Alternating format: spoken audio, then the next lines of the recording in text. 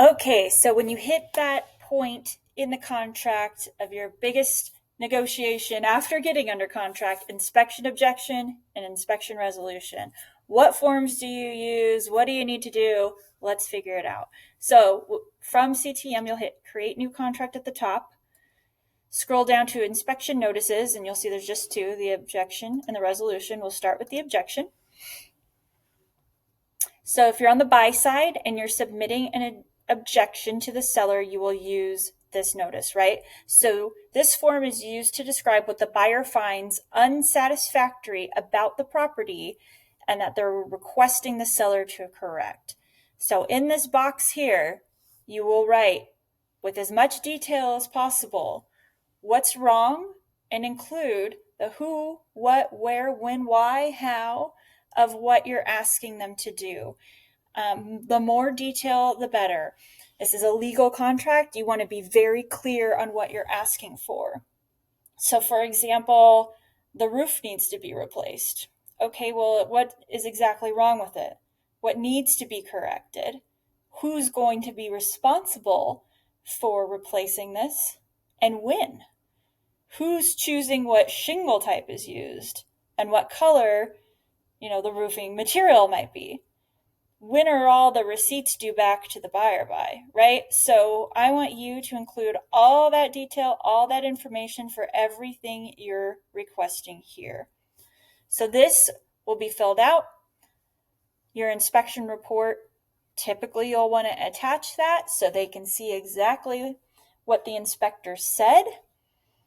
And you send it over to the listing agent, also share it in CTM, and they should get back to you with a response and the resolution in a few days. So let's say they go, no way, we're not doing any of this. We have a backup offer.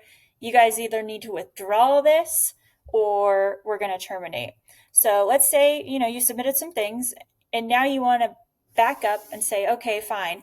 The buyer understands they're not getting anything they asked for, but they still really want this house, right? You can withdraw the inspection objection by checking this box, allow buyers to sign in section 2. So you'll see there's section 1, and then down here, section 2, that they're withdrawing the notice and elect to proceed the contract. So you'll check that box, and now the buyer will see signature boxes for them to sign and withdraw this. So hopefully that's not the case. Hopefully you guys are negotiating well and getting your buyer what they need, but sometimes that happens, right? So let's now go to the other side, inspection resolution. So if you are on the sell side and you received an inspection objection, very similar form, a big box here saying, okay, this is going to be what the seller is willing to resolve from the inspection objection notice. Keep in mind, I want you to be just as detailed here, right? The who, what, where, when, why, how, when everything's going to be done, when we're going to give the receipts to the buyer, etc. Just to know that if any of these corrections your seller is making might have to happen after closing, right?